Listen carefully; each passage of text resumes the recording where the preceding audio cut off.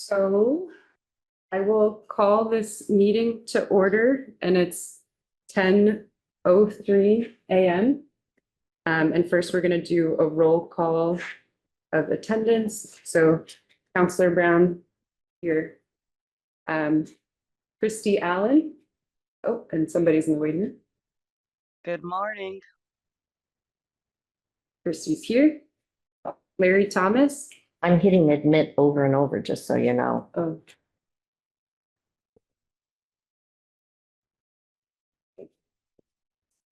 Larry Thomas. Yes, here. I'm sorry. Reese McGovern. Here. Robin Green. Here. Tends towards the right side of that. Pamela Goodwin. Present, thank you. And then Officer Smith will be arriving soon. I texted that. Okay. So this meeting is being recorded by the Greenfield Unhoused Community Ad-Hoc Committee. If any other persons present are doing the same, you must notify the chairperson at this time. I'm recording with an AI transcript thing so that I can take our notes. So that's up. And then that is all. So don't have approval of minutes from last time. And then now it's time for public comment. And would anybody like to give public comment? Thanks for showing up, Stephanie and Counselor Perry and Jimmy.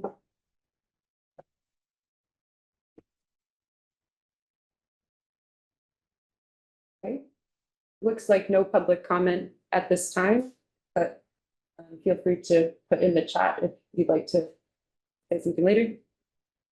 And then next, we'll just do an intro to who's on the committee for folks, members of the public, to understand what's going on. So would folks like to just give a round of intros, just your background and experience and why you're on this committee? Can be kind of brief, but and we can go in order. I can start, Counselor Brown. I can just say Sarah, but Can I interrupt? Sure. It's asking to update the language now. That's me. you're good. I hit not now and it won't let me.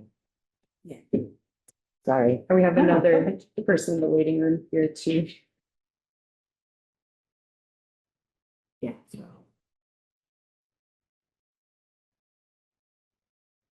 Try a quick tap. Thank you for bearing with us as we're getting through this. I think we should switch. I'm doing great. Her finger works, mine does not. So let's go around and introduce ourselves, if we don't mind. Would you like to Sure. start? My name is Reese. I use he or they pronouns. I joined this committee because I grew up in Greenfield and I have a lot of concern for the unhoused community in Greenfield and how the city responds and supports them. Hi, my name is Larry. I guess I'm on this committee because I do outreach in this community. I've been doing it for a number of years. I don't know, you all asked me to be a part of the committee. That's it. Cool. Hi, I'm Robin Green. I live in Greenfield. I'm an EMT and I respond to 911 early in Greenfield. And it's difficult to be homeless in Greenfield right now, and that's a problem. So thanks for having me on the committee. Hi, I'm Pamela Goodwin. The mayor asked me to be on the ad hoc committee because I volunteered considerably at the warming center at Salvation Army this last winter. I also have the experience of being unhoused, so I'm pleased to see how we can assist the unhoused. Christy, would you like to go next? Yes, hi, I am Christy Allen. I am a homeless person in Greenfield, Massachusetts, and I have joined in due to the fact that I do not like how the homeless are treated, and I do not like how the homeless treat others. And I feel that we do need to be in a safer place than in flood zones. And I'm Sarah. I'm a member of the Community Relations Subcommittee, of which we're an offshoot. And I'm also on Ways and Means, and I'm interested in affordable housing and rights for people who are unhoused. Okay, so next up is on the agenda is just report from hearing about the flooded campsites. Christy, if you don't mind sharing, and Larry, if you've been talking to folks, if you both can speak to that. And I also have, I can try to screen share the photos that you sent me, Christy, of the floods.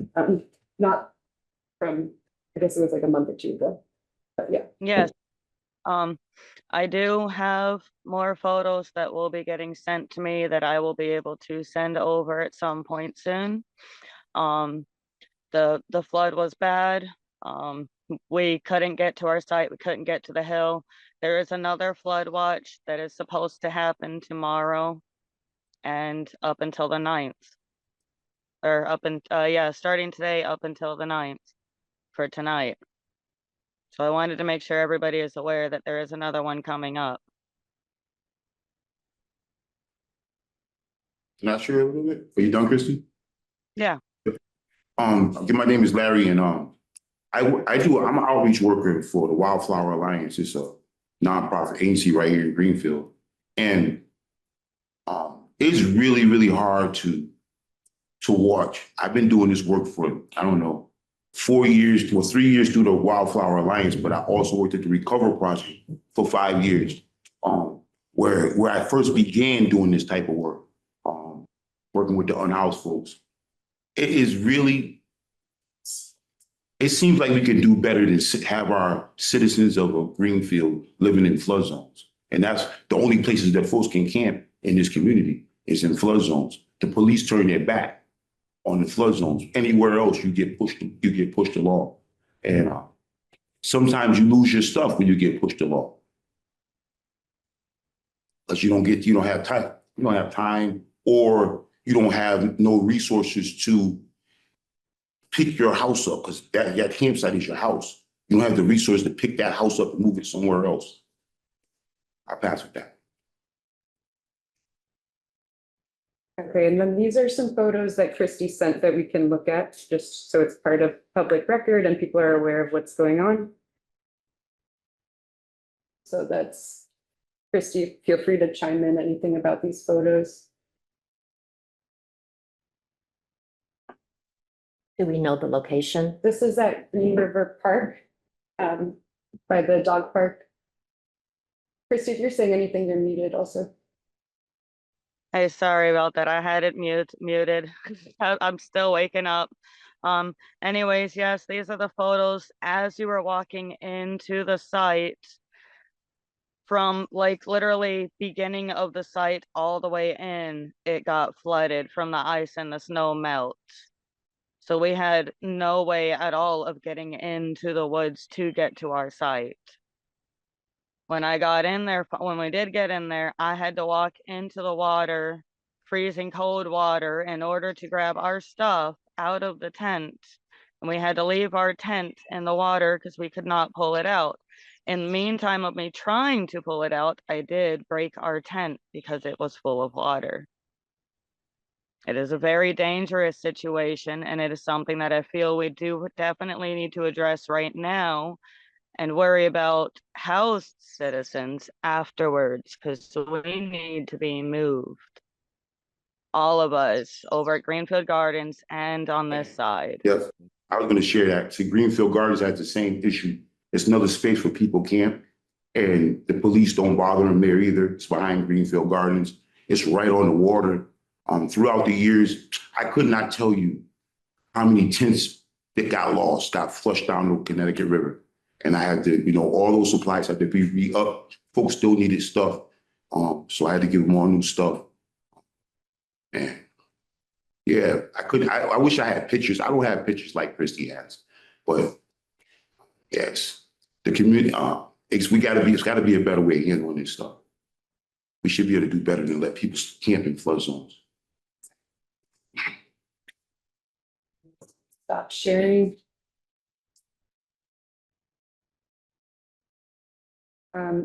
So this topic of the agenda was, the purpose was, what can we do as an immediate response? And then what are some next steps that we would like to, oh, and I think Officer Smith just arrived, which is wonderful. Hi, yes, I've been here for a few minutes. I'm sorry Oh, about cool. my Sorry, I tardiness. didn't even notice because we were. Nope. Would you like to introduce yourself just for members of the public? Sure, absolutely. And my apologies for not being on video right now. But I'm Officer Zoe Smith with the Greenfield Police Department, and I am my assignment is the business district, which is downtown, and kind of everything that has a little nexus to downtown, which includes, a lot of the people that find themselves underhoused or unhoused. Just the downtown being that community center and where everybody comes. In addition to being a police officer, I've also been a paramedic for 20 years, worked with the Massachusetts Department of Public Health. So I'm certainly mindful of, this is really a public health issue. And not one of, criminality, but I am here representing the police department. Thank you. Sarah, I wonder if Larry could address the funding when he says he has to replace tents. Could we That'd be great. inform people about that? So I get donations. I get donations from like the Interfaith Council and the Opiate Task Force. I'm a member of the Opiate Task Force. So that's how I get stuff. And then I get donations from anywhere else. The Mary Lyons Foundation, that's up the mountain. So I get donations from anywhere, actually. To be honest with you. And Are those donations of supplies or donations of? donations and supplies. Okay, Tents, sleeping bags, tarps. Right now I got nine tents and about 15 tarps. Just got them all yesterday. I got to bring them to my job. I got supplies because of the weather. I was afraid that folks would lose all their stuff. And so I kind of re-upped on tents and stuff like that. so if someone wanted to, they could donate a tent to the Interfaith Council and then you would They probably distribute give it. it to me. Gotcha, that makes sense. Amy Clark is interfaith, is that who Amy you? Clark is the person that I get. my And supplies. Wildflower, maybe, can they drop off things there? Or you would prefer to have Amy get it so that you know? Well, you can drop it off at Wildflower. A lot of times stuff gets dropped off right at my house because Wildflower has really short hours. And so folks bring stuff to my, like, all those tents that I said are all at my house. I got to bring them to my job. They like dropped off on my front porch.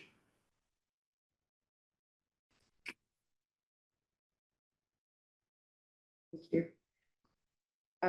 So I was hoping that we could have a round about brainstorming what are the immediate response needs, and then also what can we do as like a more forward-thinking next steps to prevent this. Would anyone like to start with that? I'll start. I would like to find out if there's town property that's not a flood zone that people could be relocated to. I mean, there's got to be areas where these people who deserve housing and who are suffering now because of the weather can be relocated without being trespassed in, without, if it can't be town property, then who in the community would be willing to allow these people to stay dry in their tents, tarps and rain gear. I've camped in rain before. It's not fun, but to live that way is inhumane. So I think we've got to come up with Plan B because this stinks for these people.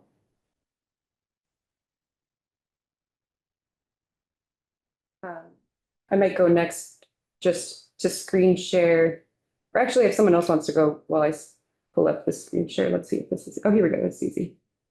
So this is the map of city-owned property, and I did get this as a spreadsheet as well.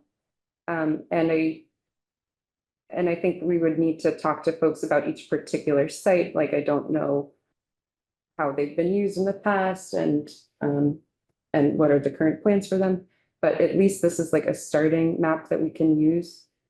And we could drive around and look at them, or we can meet with probably the mayor or the police chief. And I think that I agree that this is a high priority to just identify somewhere else.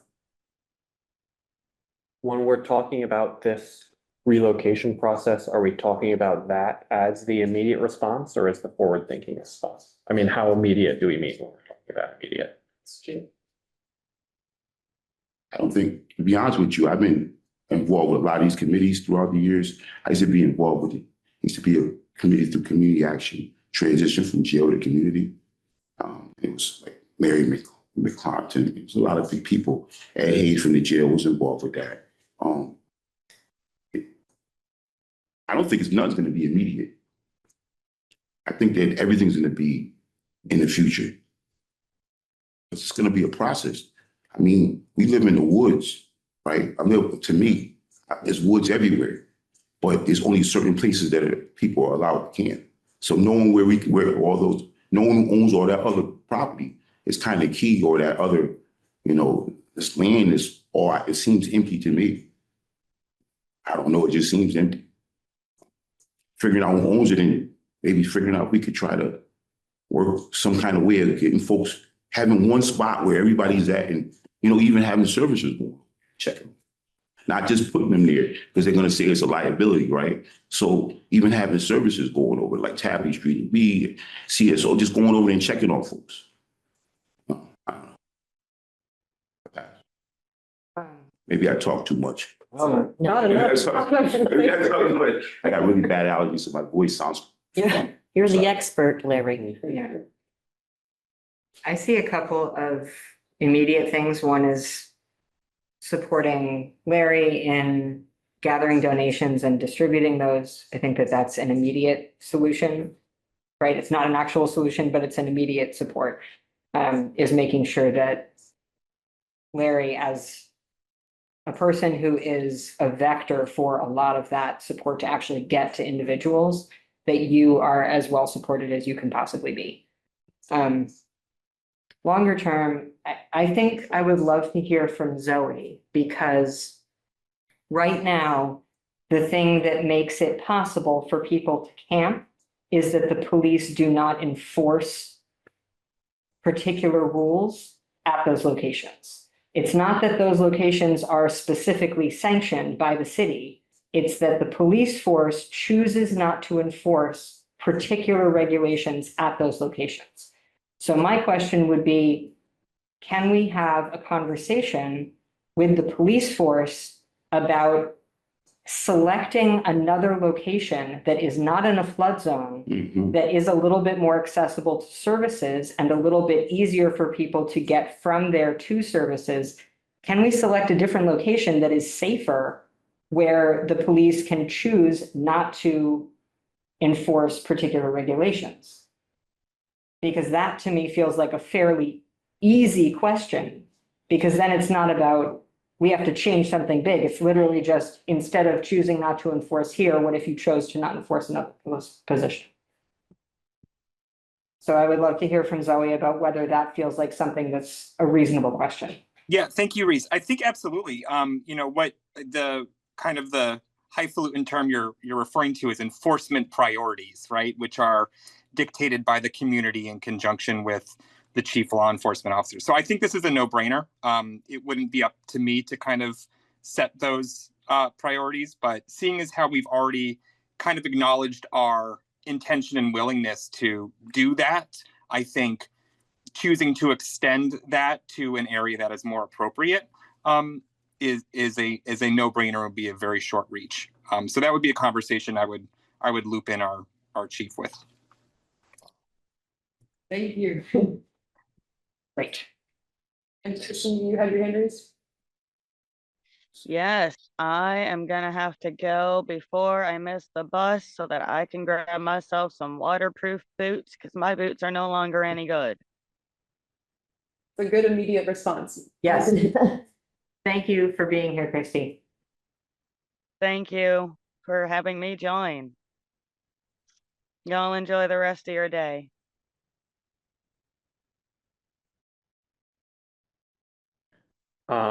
So I guess two questions. One, what does reaching out to the police chief look like? Who's doing that and when? And two, what supplies are acutely needed in the wake of flooding or in the midst of flooding, and where do we drop them off? Robin, to point one, I'll handle that right now. I mean, that's pretty easy. So I will speak with him and see what the next move is on that.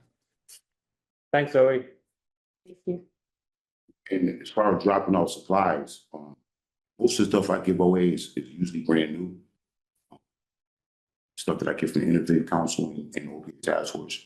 So sometimes I get other things from other places, but I try to be real careful with that because I want to, this is going to be somebody's house. I don't want to give them something that's not really going to last. I get pretty good tints and stuff like that. So you can always give me tints. You can always let me know. I'm around town. I can give anybody on the screen my number. Always give me stuff. You can always use more stuff too. And you're findable through Wildflower Alliance, right? Well, one more findable through Main Street. I think I see. Makes sense. I think I'm more, I think I see. Yeah. I'm more findable. Okay. So I'm thinking like I can't wait to hear back from the chief of police on a new location. I'm willing to try to have an appointment as long as other people go with me to the mayor to talk about some of this town property, if that is what people are thinking of. And it's critical that it is town property. If we do that, that they have access to the various churches where the meals are put on, that they have access to FRTA, because some of them are heading down to other places. They have access to CSO. So I'm looking to see who else would like to try to set up an appointment with the mayor, because this is urgent. And I think we will quickly get an answer from Officer Zoe and the chief of police. And then what? So then if they say yes, I'm thinking probably the chief will want to have the same meeting with the mayor or something if we're using town property. I mean, just talking about this to the public, unless they're going to watch community TV, we may find an independent person who is concerned and said, wow, my property is not being used. So that would be even greater. We have to have them have access to bathroom facilities, the Portland Loo over here. And, there's a lot that they have in this area that they have to be able to walk to. These people do not have cars, so assuming they have dry boots and shoes, which I think Larry can look for that. That's why, Christy is leaving, because everything is sopping wet. And because of the urgency that I think we all feel, brand new sturdy tents can still get washed away. Yes, they can. It'll be gone and then it's got to be replaced over and over. And I believe you're doing tarps, reindeer, sleeping bags. All kinds of stuff, whatever. I'm about to do sneakers. Yeah. I've done that in the past, like 55 pair of sneakers. So the sooner the better. Mm. I don't know who else wants to try to set that up. Yeah, I'd be super interested in joining for that. And I think we could come up with like a list of site criteria and filtering it by like access to resources. And also probably it would be good to think about the existing neighborhood. And I'm sure because that will inevitably come up. I would love to be a part of that conversation as well with the mayor, because I know there's been places that are really close that, like last summer, folks were camped behind Rite Aid, right? And the police knew they were down there, but they were allowing them to do it for a while, a long time. And so, yeah, I want to be a part of the conversations. Because all of a sudden everybody had to move. Right. All of a sudden they had to be, they were forced out. So somebody told them, get off the Rite Aid property. They were down there behind Rite Aid last summer, probably from May to maybe September. Higher ground, right? higher ground. And there was a lot of folks down there, but there was also some stuff going on down there too. Police guys called and they had to move on. But there's got to be other places like that are close. Right. Or even that place that if they had people services checking on them and not just letting it be a free for all down there. May I real quick? Yeah, I just want to clarify something because I just don't want there to be any confusion. You know, I will speak to the chief about, you know, working in collaboration about, you know, enforcement priorities. I think choosing the site is not going to be, something for the chief to like hand us back the list of locations that, you know, he's okay with, right? I mean, I think we need to separately kind of look at what's available and then be like, okay, like we've already had the preliminary conversation, chief, but this is what we were thinking, you know, can you please weigh in on your department's policies and stuff like that? So, yeah, so I think that this committee still needs to look at sites and town owned and stuff like that. Yeah. If anyone is free to drive around tomorrow and look at things, I would like to do that. Today. Good. Let's do it. Today. Oh, today? Okay, yeah, sure. Great. Awesome. Robin and I will take a road trip. Perfect. With that map that you showed, Sarah. That sounds, yeah, it's big. You sent us that map as well, didn't you? I'm sorry for talking too much. This means a lot to me. This is the best. Yeah. I'm wondering if we can actually shift the agenda and move up talking about sanctioned encampments examples and housing first examples, and then we can go into the survey after. So I think I have to make a motion, or I think maybe someone else has to make a motion. I'm sorry. I move that we adjust the agenda to talk about sanctioned encampments and housing first. Second. It's a lot of seconds. Okay. I'll write that down. Okay, thank you. So would you like to talk about the housing first ones, or should I go talk about sanctioned encampments? Why don't you talk about sanction? Well, actually, yeah, I'll talk about housing first. So I came to this meeting prepared with a little bit of a background on what housing first is and means, because it is, I think, commonly misunderstood in a couple of ways. So housing first is an approach to ameliorating homelessness that treats housing as the most acute need and the primary avenue to effective service. And in housing first models, treatment is not a precondition for receiving housing. So this is something that is definitely a concern in Greenfield. There is quite a bit of substance use, and that has been an overlapping area of need with unhoused people in the town. And so I want to be very clear that a housing first model does not require that somebody is in treatment for substance use in order to participate in a housing first service. Or clean and sober. They can still be actively. Exactly. They can still be actively using. Yes, correct. So as opposed to a program that requires that someone be actively in treatment or sober in order to access housing, this is not the way that this works.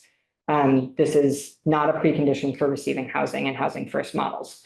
So I want to talk about a couple of different places. There have been housing first programs all over the country at this point, and they have strong evidence for the effectiveness of these programs in reducing unhoused individuals in cities and towns and states. So first, I'm going to talk about Colorado, because Denver, Colorado was sort of a forerunner of housing first. And the Colorado Coalition for the Homeless runs programs in Denver and in other places in the state. They have, in their housing first model, they have transitional housing, which is temporary housing up to 24 months. And then they also have permanent supportive housing. And over the course of their program, they've seen a 73% reduction in emergency costs for individuals who are enrolled in housing first programs and who they serve. They've also seen a 96% retention rate for housing for over 400 individuals served. So that means that of the 400 plus people that they have serviced, more than 95% of them have stayed housed after they have entered the program. There have been fewer costs for services and less time to deliver service in New York, which is another location where there's been housing first programs.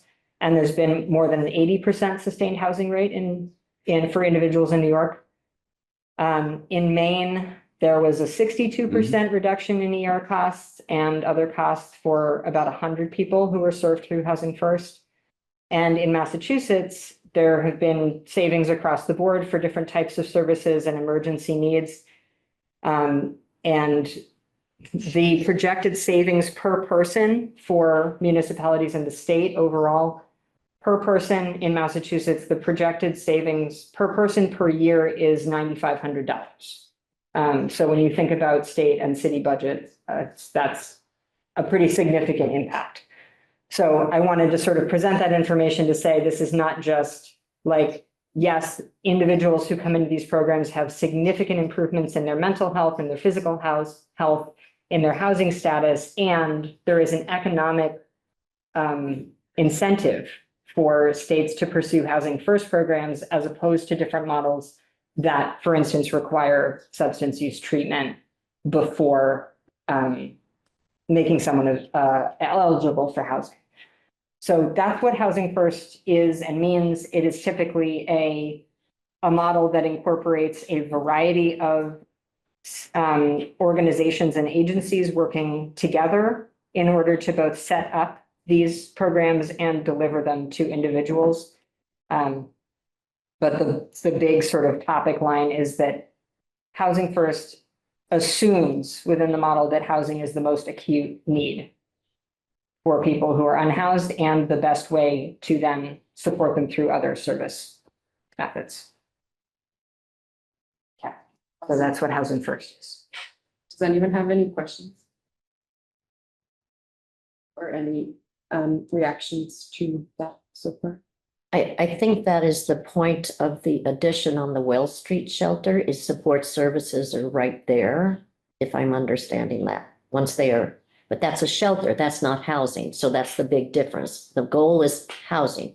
Correct. But just to have somebody be able to have support services on the premises is getting them familiar with using the support services as opposed to having a CSO person or a community police person come in and do that kind of thing. Am I correct? Like that's one of the ideas that came Yeah. out of Housing Greenfield. So what you're talking Yeah. about in Denver is true housing with support services. That's the end goal. 95% stay in housing is fantastic rate. Yeah, I want to clarify because I think what you're talking about is an aspect of many Housing First programs, which is that housing and services are often integrated in a way that makes it much easier to access them. But again, a really important difference is that there is no requirement for sobriety or substance use treatment in order to access either transitional or permanent housing. Right, and I don't know what they require for congregate living, but congregate living also is services right there. They have one in Turner's, a congregate house in Turner's. I believe it's congregate housing right here in Greenfield. Yeah. Thank you for clarifying. Yeah, and I want to also state the limit of my knowledge here. I'm not 100% sure what the requirements are for individuals in either shelter, transitional housing, or permanent housing in Greenfield. My impression is that most agencies, organizations, support networks require some degree of treatment for substance use or sobriety in order to access certain kinds of services, particularly housing, because it's seen as high-risk behavior and therefore something that people are excluded from housing services if there is a potential that they might be using substances. That's the impression that I have about most of the services. Larry, if you have more information about You Greenfield. really, yeah, I understand. You're saying it right on the dot. So they feel as though if a person has housing, whether they're using, whether they're getting treatment, whether they're going to therapy, whether they're taking medication, whatever, they got housing, they got a better chance. Right, If they exactly. don't have housing, they're living in a tent or underneath a bridge or in somebody's car or wherever. They don't have a chance of doing any of that other stuff. Exactly. Housing, that's what they mean by housing first. Housing first. All that other stuff doesn't even matter. Larry, do you know what the requirements are for some of the housing programs and housing supports that are Around in here. Greenfield? So we have a number of sober houses, right? But the requirement is that you gotta be sober. Yeah. There's a number of other type of houses they don't call them happy house, they call them recovery homes. We got Beacon House, they got the Two River House. But again, those places you gotta be clean and sober. And in treatment, those are treatments. The CSO shelter, I mean, I guess it's behavioral based. When you go in there, if I guess they let people go in there who are drinking and maybe using. But if they act up in any way, they ask them to leave. That's what I've been hearing. I don't work at CSO, but that's what I've been hearing. That it's like a wet shelter. It is a wet shelter. Yep, they're allowed to use and drink and Yeah, everything. yeah. But it's behavioral based though. So if the person goes there and they drink too much, fall or whatever, they make them get further treatment. My impression of the Greenfield services that are in place right now and active right now, and this is the reason I wanted to bring this information to this committee, is that my impression is that the model of service in this city is not aligned with Housing First. No.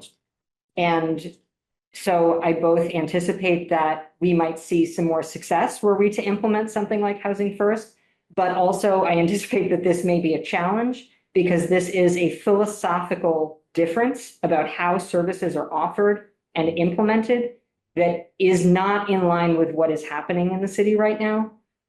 So I wanted to present the success information because it's consistent that Housing First programs are fairly successful and often more successful than other approaches. And what we have in Greenfield right now is not Housing First. There are things about it, like what you brought up about integrated services that might approach something that would show up in a Housing First model, but the underlying idea of housing being the primary and most acute need that has to come before everything else, and therefore nothing else is a requirement for housing, that's different. So I'm presenting that information because as a committee, I want us to, when we start thinking about recommendations that we may make in the future, I want us to be aware both of what is available in terms of a model and also what we are doing now, which is not that model.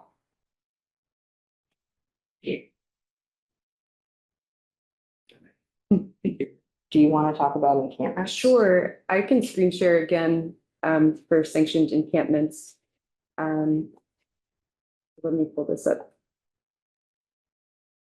And also, are we ending at 11 or 11:30? It says 11:30, but are folks good till what's? What have we got going on? I don't know if we need 11:30 necessarily. We could probably do 11:30. Okay, so let me screen share.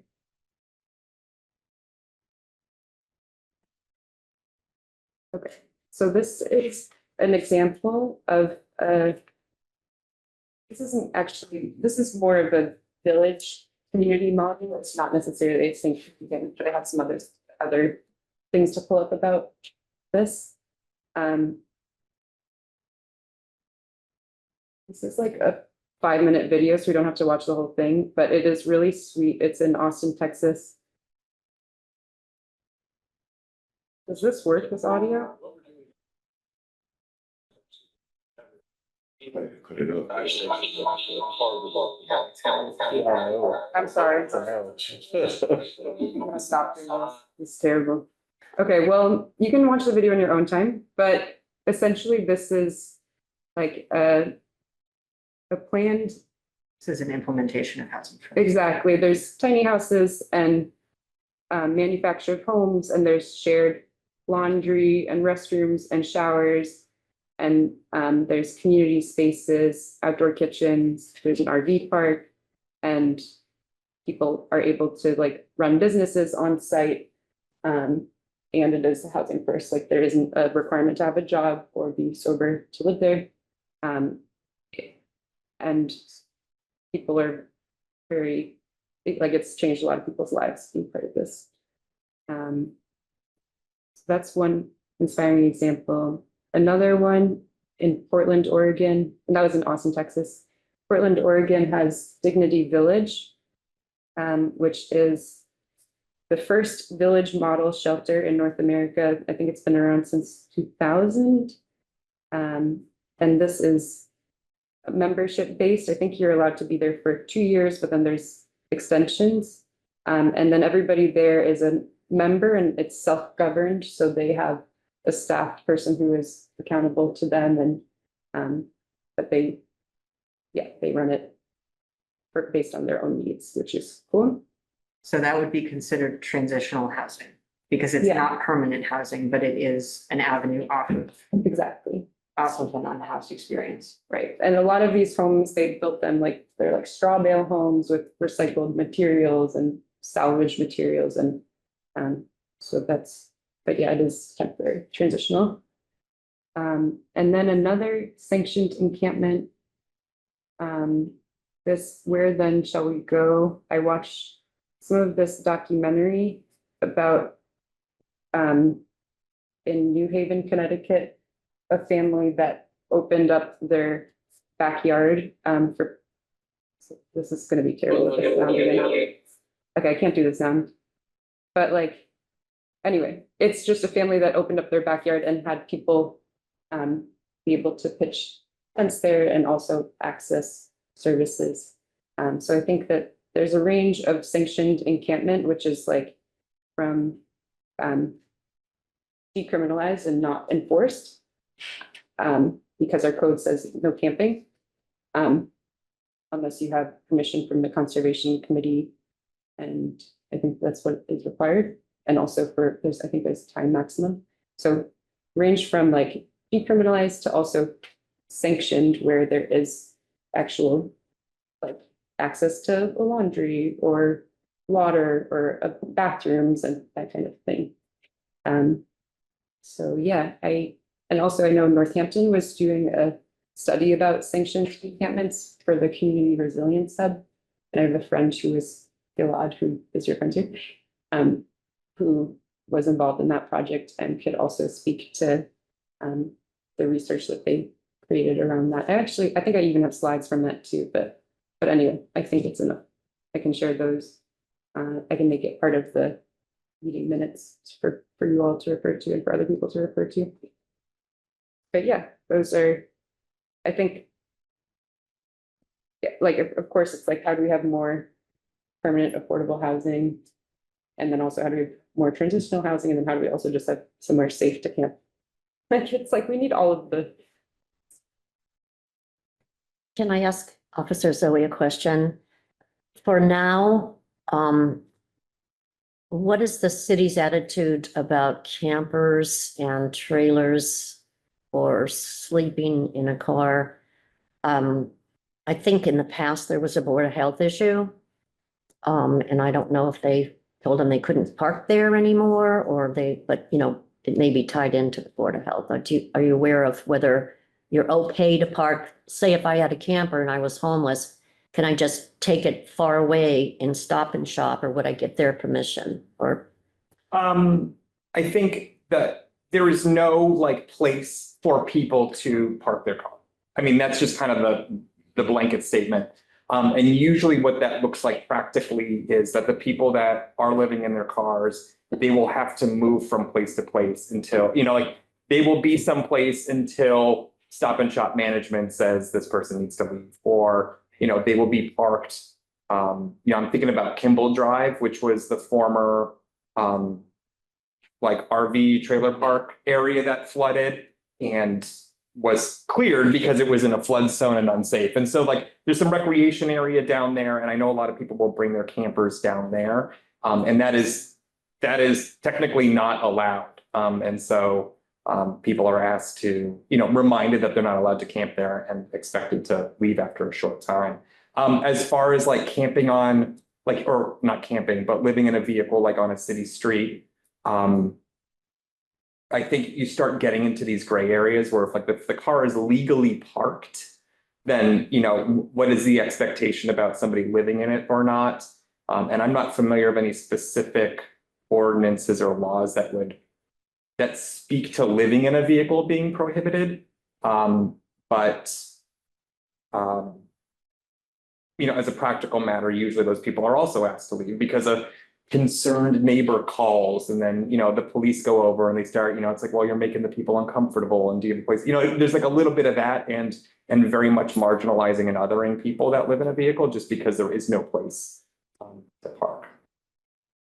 I also, so speaking specifically to laws about living in vehicles, the city is zoned such that regardless of whether you're on city or on private property, even if you are on your own private property that you own, per the zoning board, it is illegal to live in a camper or a tent or anything that's not a Permanent structure or something. yes, that passes health inspection and all that for more than 2 weeks at a time.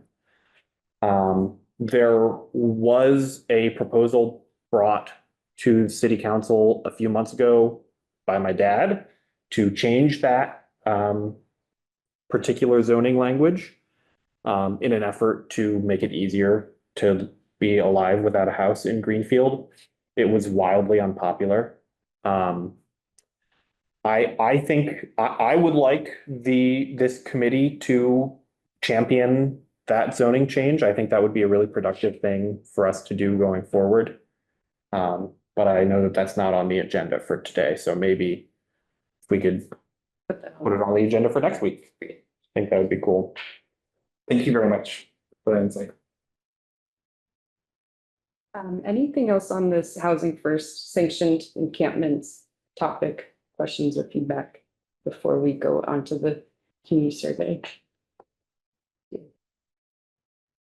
Those, so you did mention that there was a private landowner that opened their property to people in one of those instances. The other ones, were those all like municipally owned land then, or were those like private developments or something? Do we know? I'm trying to remember, Mobile Loaves and Fishes. I think that's a nonprofit owned. Oh, And- sure, obviously, right. Yeah. Okay, But then the one was a private backyard, and then I think, but there are examples of it being on municipal. okay. I think that one is on The municipal land. Dignity Village, I Dignity think might be Village. too. Is that Portland? Is that the, which one? Yeah, Yeah, I'm pretty sure that one is, but if not, there are other examples of it too. Denver actually has a really nice example of that where they basically took a piece of city land and set up ADUs. They set up very stable, fairly strong, temporary. They look like tiny greenhouses. They're tents, but they have some structure so they can withstand weather. And they set up 100 of them. And that was a way to locate people where they could access services more easily, put them in a place where there was water, there were bathrooms, and then have that be a sort of point of transitional housing. So that people would have a place where they were in community, they were well supported, but then could also access services to get out into more permanent housing. But that was a project of the city. Yeah. which I think leads into this whole liability thing. I mean, that's going to be the big issue, as we know. I mean, we're fortunate that Salvation Army stepped in. So that's above my pay grade.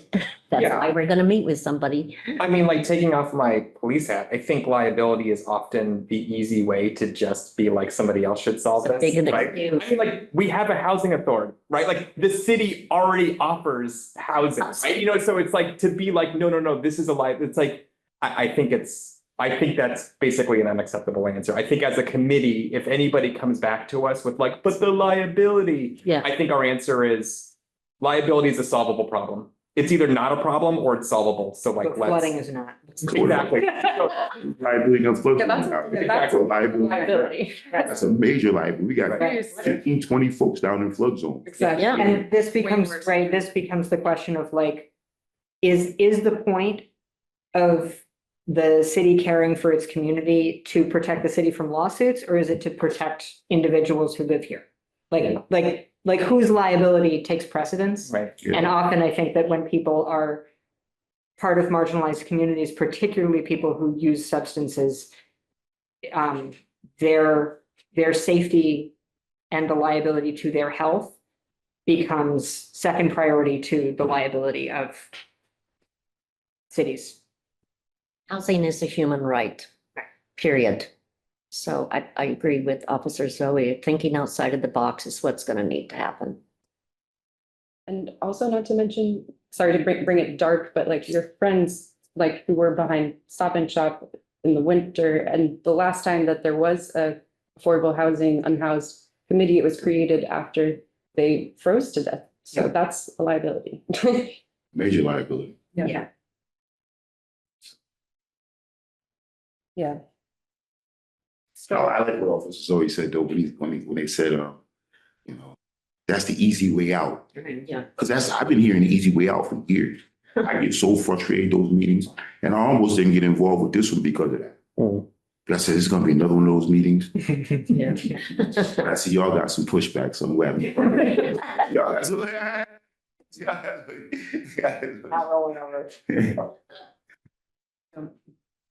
so let's go on to community survey and then we can probably wrap it up. Okay, Oh, and announcements also, and then wrap. so I think here I want to make a motion. I'm not trying to do that and ask for your help. But first I'm going to give some information about what I'm talking about. So in order to actually address the needs and gaps in services that currently exist, we need to know what they are. And so I want us as a committee to create and distribute and collect data on a community survey. Specifically for people who are currently living in the two major camping sites, but also people who are doing things like living in their cars.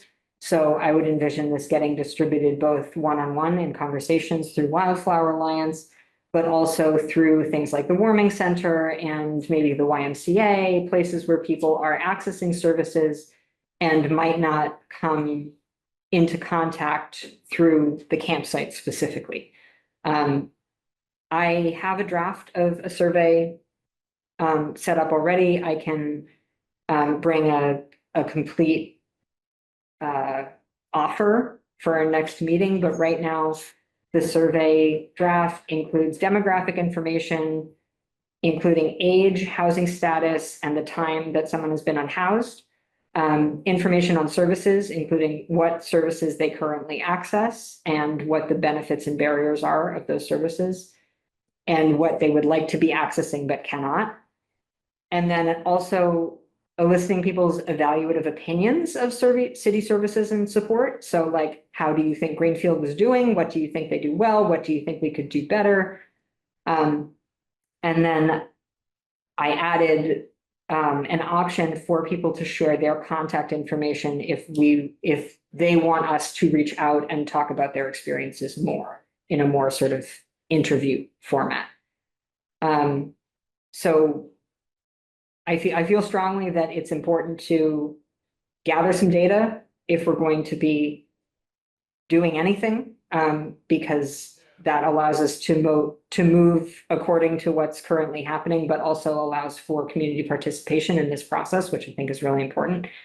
And I think that it would support whatever recommendations we make or actions that end up being taken if people are aware that there are plans in motion to change something about what's happening.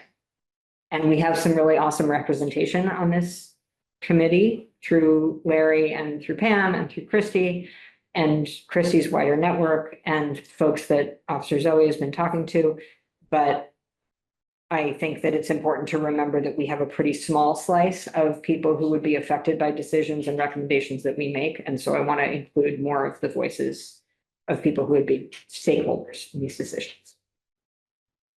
So, can I make a motion? Please. Okay, cool. So I want to make a motion that I finalize this community survey, bring it to the next meeting for everyone's approval, and then we distribute it through a variety of means to members of the community who are stakeholders in our decision making. I will second that motion. And then since we're all in person, we can just raise your hand if you agree. Great, so that motion passes. Does anybody have, I gave a description of what I have in the survey right now. I came across a great book at Redistro on community-based participatory research for health at exactly the right moment. So this was very helpful in creating that, but I'm wondering if anybody feels like there's something missing from what I described. It will be anonymized, otherwise anonymized unless they provide contact information. Yeah, so unless they provide contact information, it is fully anonymous. The only piece of information that is identifying is age. Okay, And then they would have the option to give their name and contact information if they want to talk more, but otherwise the data is anonymous. Yeah, that was my question. I think it has to be anonymous Yes. because the repercussions might be fun. Yes. So, well, and also I'm a firm believer of, when you do a survey, always asking yourself, why am I asking this question? And I don't think there's any reason for this to not be anonymous. Like, Right. there's nothing for us to glean from having a name tied to this information. You really just, so. Except if we want to continue a conversation. Obviously, and yes, that's- yes. I mean, that we would have, but otherwise, Yeah. right, yes. For the city's purpose. Right, right now, this is an online form, which felt to me like the easiest way to distribute it. I think it would be very easy to make it a paper form, like a one-page thing that somebody could fill out. My only concern with making it also a paper form is that we would need to, I think, be very intentional about where it gets distributed and how. Like Wildflower Alliance might be a really nice place to have a little stack of them so that they could be collected and not go anywhere. Well, sure. And then we would be able to input that data into the form itself and get that included in the picture. But for right now, it's just an online form. you mentioned the YMCA, but I think the library is where many of them are. My understanding is they're not much at the Y. So Yeah. we just need to include the library there. And I like online. I can't even imagine running around with a laptop and asking people to fill out anything online. It's something that you can just do on your phone. So it's very easy. The form itself is very simple. It's not confusing or hard to navigate. But I am conscious that there are people who may not be comfortable filling something out online. And I want to try and still capture their voices and thinking about how we can do that. Have we decided on a definition for either unhoused or underhoused or something for this survey? Because I want to make sure that we're capturing, so, Yes. would you consider yourself ever as being unhoused or underhoused? We define unhoused or underhoused as this or something, or are you currently on, you know what I mean? Like, just so. I will try and pull it up on my computer right now, but I have a short description at the beginning of the survey, which I didn't include. Yeah, I don't think you need to see it now, but I think I just want, that came to my mind and. But I'd actually love input from folks on that You're language. talking couch surfing people, right? Well, I think there That's are one of the probably, if we're talking about. I mean, at least as I sit here, right, I think that the positive repercussions of this group will extend outward to people, right, who are, yes, oh, I'm not unhoused. I've got 5 friends that I bounce around with, or that type of thing, or like, no, I'm not unhoused. I just signed a lease yesterday after 6 years in hotels. And so I'm not unhoused anymore. Like, and I still feel like that these are people whose voices are both important because of their lived experience and past experience, and also the how tenuous I would perceive their housing stability to be. Yeah, I'm gonna try and pull that up. You know, and like, I think we talked about it, you know, as an aside, Sarah, but this idea of like, if the economy does something and people end up having their homes foreclosed on or their rents raised, you know, there might be many more people who, you know, don't perceive themselves with housing insecurity, but in reality, you know, it just takes one or two events to happen. And they also find themselves in a position that could benefit from this committee's work. Okay, now it's actually loading. Sorry. We're working with slow Wi-Fi in this building right now, so I'm hotspotting from my phone.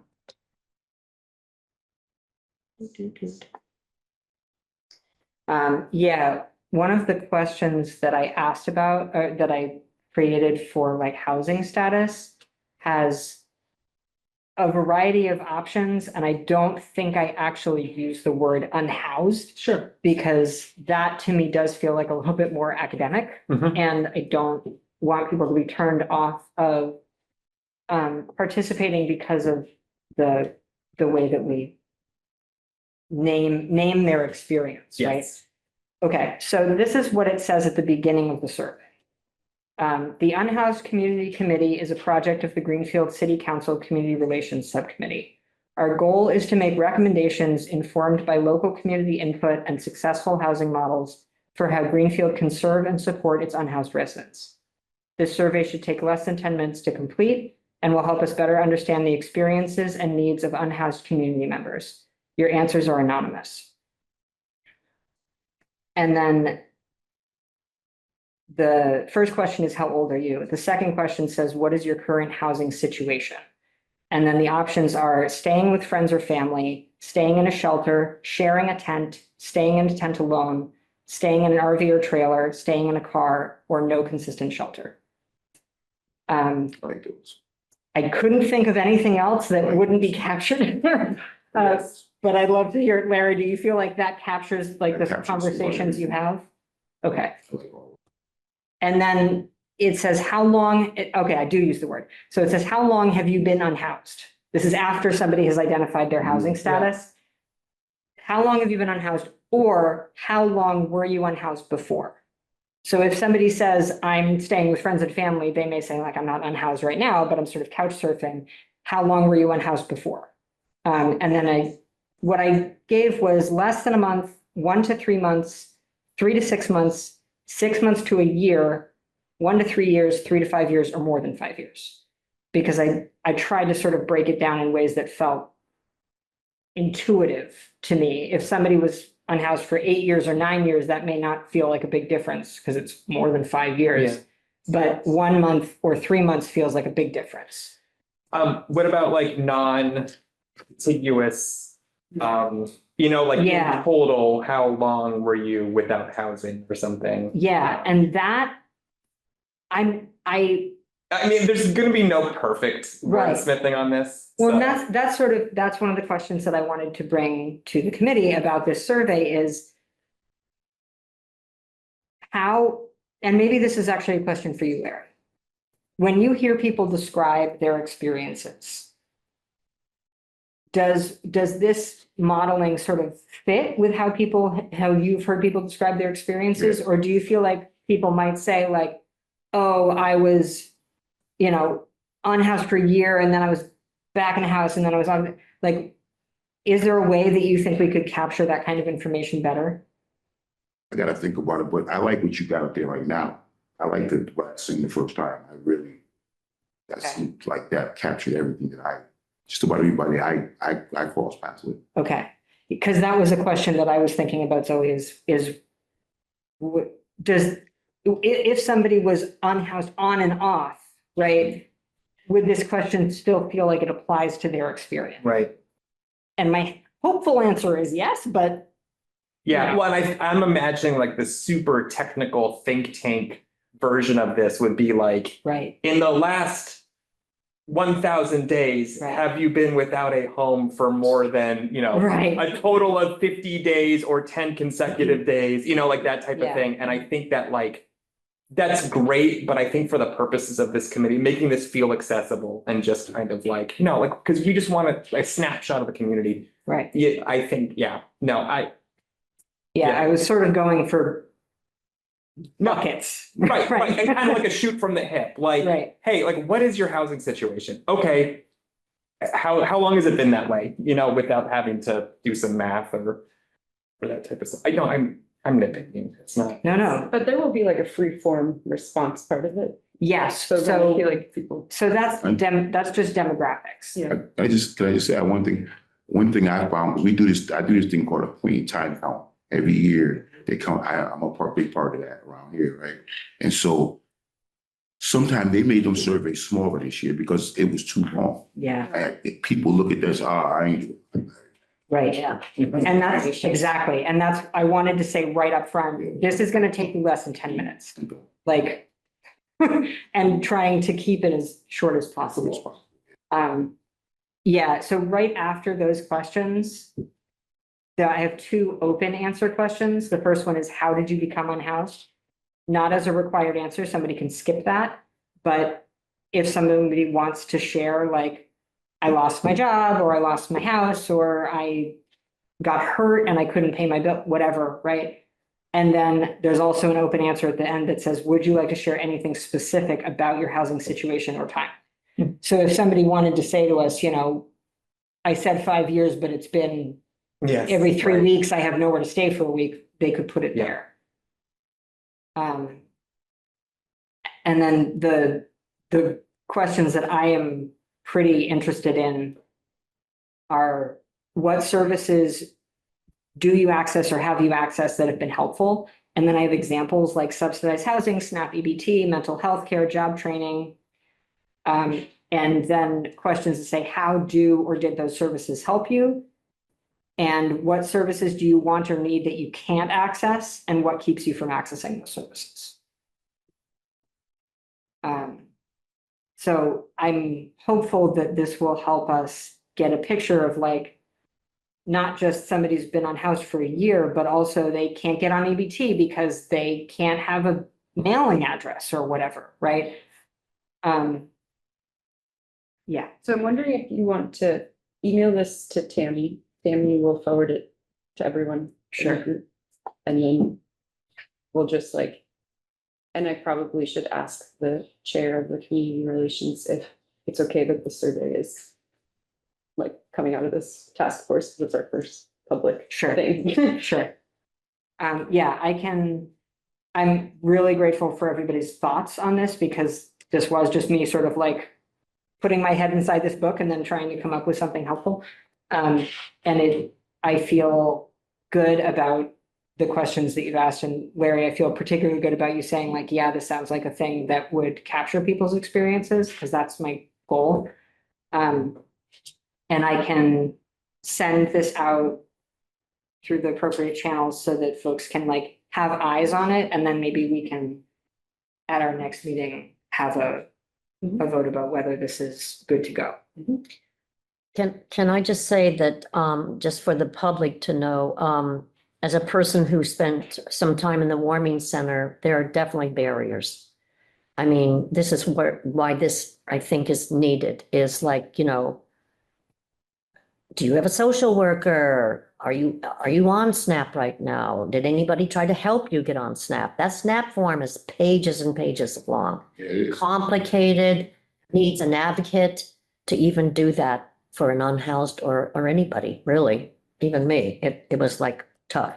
So that's where this is coming from, in my opinion. I don't know if everybody agrees with this, but I just kept hearing, oh, nope, not having that. Nope, not working with that particular agency or entity. Or if there's 2 social workers for 40 some people. Right. And we have way more unhoused people than that. That's why we're asking questions. How can we be helpful as a city, as a community who's concerned about all of it? Yeah, and I am pretty interested in us hearing from people those answers directly rather than from a more sort of city governance perspective, saying like, well, we have X number of social workers who meet with X number of people. But if somebody says, yeah, I met with the social worker, but then it took them 3 weeks for me to, for them to call me back, like, and that's why I stopped seeing them. That's really important information to know, and we may never get that information from our perspective. Not hearsay I anymore. hear stuff all the time. Be surprised with it. I want to get that form. We get that form out. We get that form out. You all get some information. Yep. I hear stuff like that all the time. Right. Or how often, like, yeah, we know what the system is supposed to be doing. Don't show up. Yeah, like, yeah, no, I know what your charter says, Right. but like, this is not practically what's happening. That caseworker thing, and you mentioned it a couple times. I wasn't going to say nothing. But there's some folks. There's some programs around here where they got like outreach workers that don't show up. I've sat with the person, and that person didn't show up. Yeah. Or didn't help them get like an ID. Like, if you don't got an ID in Massachusetts, you're no, you can't do nothing. Right. Right. That should be like a prerequisite for anybody coming to any of those spaces, but it's not. Yeah. It's not a prerequisite. Lots of folks don't have IDs. Yeah. Which is, and they don't have the money to get the ID or the way to get down there that you can go do it. You know, so we can talk more. I don't want to hold you all about that. I don't hold you about that. That's I don't hold you exactly. about that. But it's serious. Yeah. It's serious. And I mean, the goal of this committee is to make recommendations. And so if we can make recommendations based on what people actually are telling us about what gets in their way to accessing services, that could have a really big impact on actually getting the services to get to people who need it. Anything else on survey, and then we'll wrap up with announcements. Okay, announcements. Pamela, this is what you sent me and what you sent Pamela, the CSO Friends of the Homeless. The day center is open 8 a.m. to 4 p.m. at 1 Arch Place. And then another announcement, Housing Greenfield is meeting this Monday, May 12th on Zoom, 6:30 p.m. Susan put on the agenda that we can report back from this committee. I'll be there. You'll probably be there. Right. So if anybody wants to attend that, they just need to get their email to Susan Morgaptic Exactly. because it's not on the town website. It's a separate entity and it's a super important group. Has been meeting for the 6 years, long before probably even I joined at 6. So it's good.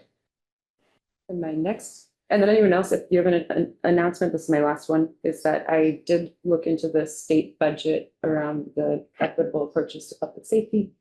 And basically what I have to say about that is I'm confused.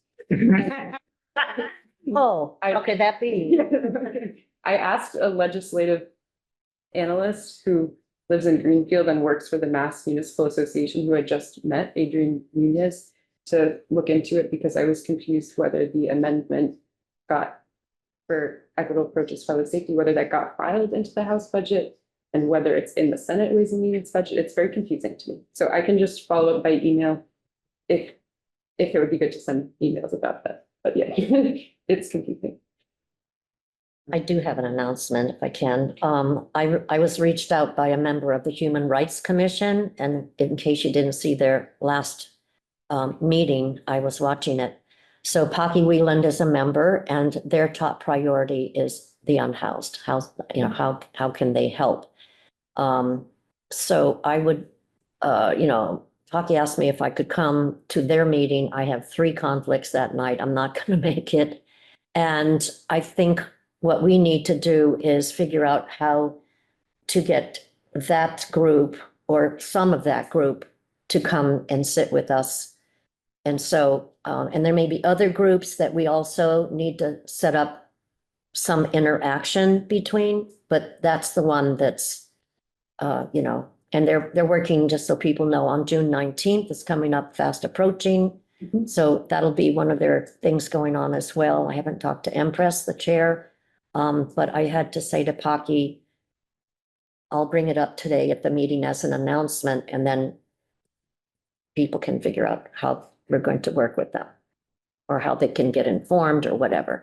When is their next meeting? You know? It's, I have 3 meetings that night. I think it's this coming Monday is their set meeting. And so, and I did tell her, I said, if you want me to just come in and talk to your group as my experience on the warming center, but I'm not speaking on behalf of the ad hoc ever, that's illegal. So I'm not speaking as the commissioner to that group. We can figure out what the will of the people here is for that, but I believe it's this coming Monday. It's not in here. Let me just see. I have so many commitments on Monday nights that's a conflict for me, but I would forego something. I think they probably want to come in and speak with us, but It's the Human Rights Commission, though, you said, right? right, well, Housing Greenfield is Monday, May 12th, and I think that's the conflict right there. But I have 3 other meetings that night that I wouldn't be able to do it. So if that's the second meeting of the month, could just check the website and see if that's when HRC meets. It's an important group because people from the shelter in the past brought their concerns to that group, and it didn't go really well. But that's, when things don't go well, you can do MCAD, you can bring it to human rights here in the city, you can do, you have to reach out to somebody for grievance issues, so. Who's got an announcement? Anybody? So, and then next steps, just to recap, Officer Smith will discuss enforcement priorities with Chief Dodge, and thank you to AI. Us, Pam, Sarah, and Larry will have a meeting with the mayor to talk about city properties. Robin and Reese will scout out potential locations using the property map. And then Reese will email the survey drafts to Tammy to distribute to all of us. And then continue to connect with Human Rights Commission and Housing Greenfield. And then our next meeting, we'll talk about survey, any updates from these things. And then do we want to meet 2 weeks from now, a month from now? I can't meet the second Tuesday because I missed a meeting today. If we're looking for something that's a steady kind of a thing which is helpful to the public. 2 weeks from now is May 22nd. Could do me challenge. Good with me. You good with May 22nd? Thursday, right? Is it Thursday? Yeah, Same time. that's good. Okay, excellent. So I will confirm that. And then I don't think we need to invite any guests because it sounds like we'll meet with folks separately and be able to report back. And then are there any other topics that we want to, the evictions, foreclosure? We can talk about the trailers, campers. And send me anything else that should go on the agenda. And I think that's it. We can have a motion to adjourn. Excuse me, Chair, Sarah, Yeah, did you open up public comment? Because I didn't hear that public sure. comment Thank had you. been Yes, opened. yes, sorry. It was, yeah, now's a good time if you want to share anything for public comment. Anyone? Well, thank you for letting me speak. I don't know if Ryan wanted to speak, but I know that he was kind of chomping at the bit and we were waiting for public comment, but It happened in the beginning. We did ask for public comment. yeah, no, well, if you did, we missed it. So, I mean, we've been in the meeting since before the meeting, but we apparently just missed it. So I did have a couple questions. One, if you could please put the link to the Housing Greenfield, seeing as how it was mentioned, if you could see if somebody could add that to the calendar for that meeting. It just seems a little like deliberation happening behind the scenes if you don't make it all public. Also, I wanted to know, while we're thinking and we get these survey numbers back and we see a certain number of, we have a number now, we have an actual number of people that fall under the categories in which we're trying to help. What is our limitations? Like, where's the finance going to come from? What are we capping it? Are we saying, look, as a city, we can really only accommodate helping a certain amount of people without seeking additional funding? So, I have a lot of other concerns, and it always seems like I don't care about the homeless, but I've been, homeless are close to my heart, and we help them through the church quite often. And as Larry had mentioned earlier, the Interfaith Council is also incredibly helpful, as well as, other religious organizations like the Salvation Army and the Second Congo Church and the Stone Soup Church. And I think when we're thinking about the homeless and unhoused, we also have to remember we are desperately in need of an influx of stuff to the food pantries. They are depleted, and a lot of the doors are closing because they don't have the funding at the churches anymore. And and we have a really large population of people who are in need of the food. So there's only so much money that we have. So when we're thinking about all of these, we have to think about the financial solutions as well, not just the pushback or the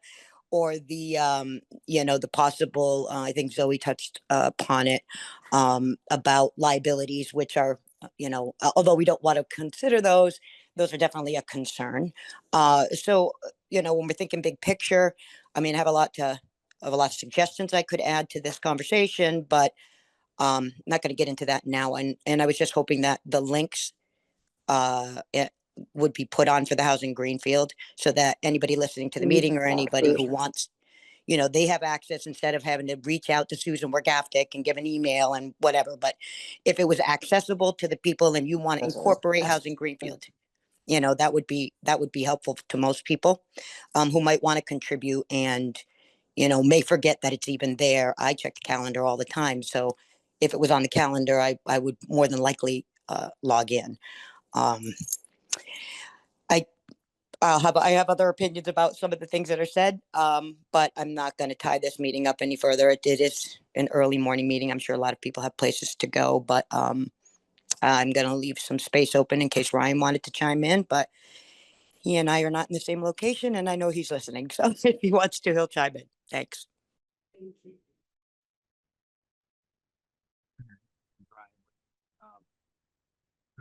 Thank you, Stephanie. I would like to say I see the scope of this working group as really, I think a lot of attempts in the past, both at this issue and other public health concerns, have been real hamstrung by this, like, well, but we wouldn't be able to afford that, so we're not even going to consider it. Or, well, but funding doesn't exist for this. And I think my vision for this working group is that, okay, like, that is another problem separate from the one that we are looking at. And our task is to bring back to the city, these are the hurdles, these are the problems. Here are some suggestions about what has worked, what we think will work here.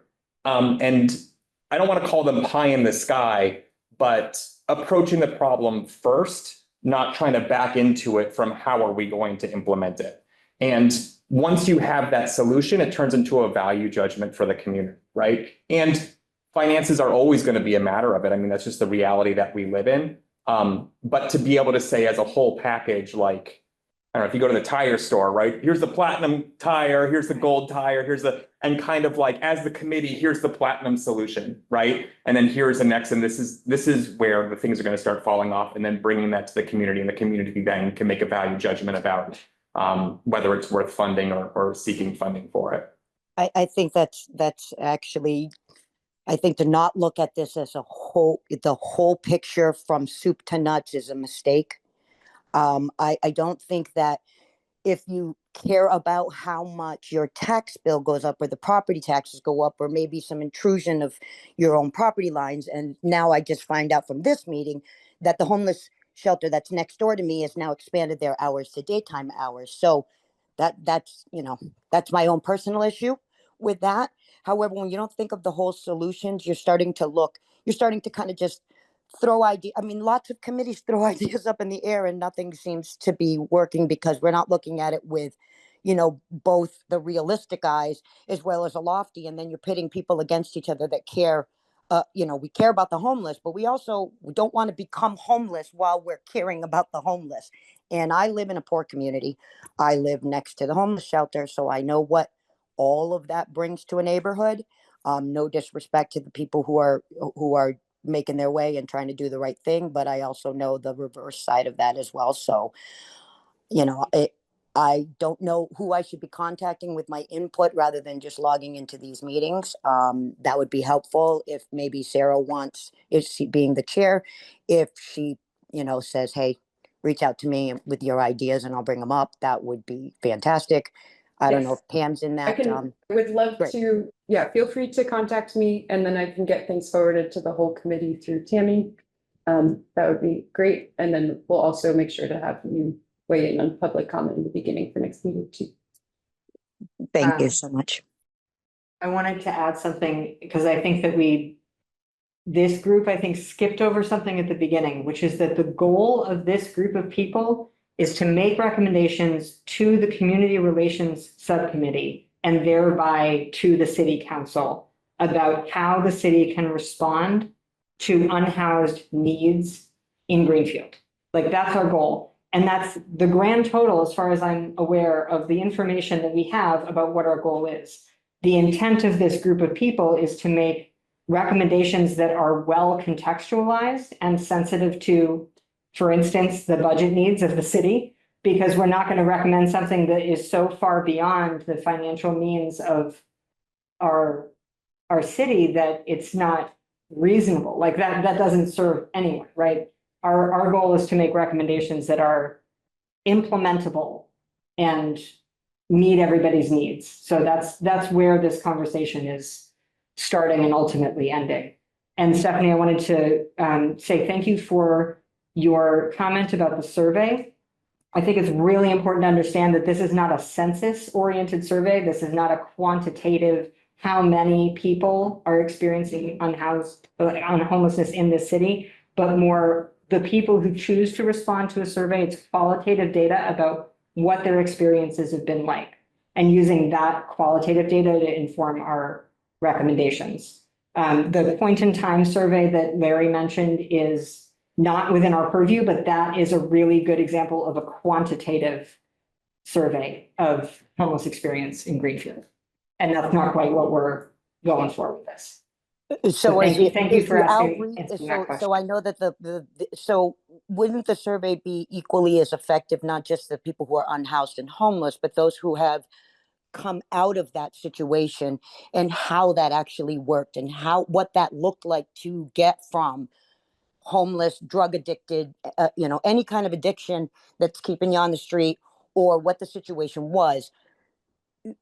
I think it would be fruitful to also have a whole pool of people who have overcome that and how that happened and how it worked. And, yeah, actually, I think that's a really great question, Stephanie. And I would love for us to think about that for our next meeting. If there's maybe a different kind of question that we want to ask, I think it wouldn't necessarily make sense to put it in the survey that we're creating right now, but I do like the idea of going for a different population of people who have gotten housing and how that has worked for them in this city so far. I also want to let people go because it's 11:30. So if Ryan, you can start to chime in quickly, but that would be helpful so we can just wrap it up. Thank you. My name's Ryan.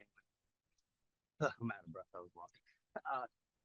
Your audio is a bit. Volume is too low, Ryan. Oh, can you hear me now? Barely. Not really. How about now? That's good. Yes. Good. Yep. All right, I had to take my Bluetooth off. I'm glad to see some of the people in the room that have a real grasp on what Greenfield needs. Like Larry, I'm so happy that you're on this committee. Robin, I know she's very caring, and Pam's a good friend of mine. So I'd just like to say that we know we got a lot of caring people, and I'm happy for that to start. There's probably a lot of things that I'll email to you guys as I see the committee form. I don't really want to say much because you guys are just figuring it out. So I don't need to hammer you yet. Thank So you. let's see where it goes. And I know that everybody on this committee and the people I know personally are very caring people and do care about this. And maybe we might all have different ideas on success, but at least we're all caring. So thank you. And that's it. I'll let you guys get going. Thank you so much. Thank you. Thank you, Ryan. Okay. Would anyone like to make a motion to adjourn at 11:32? Motion. Perfect. Second. Excellent.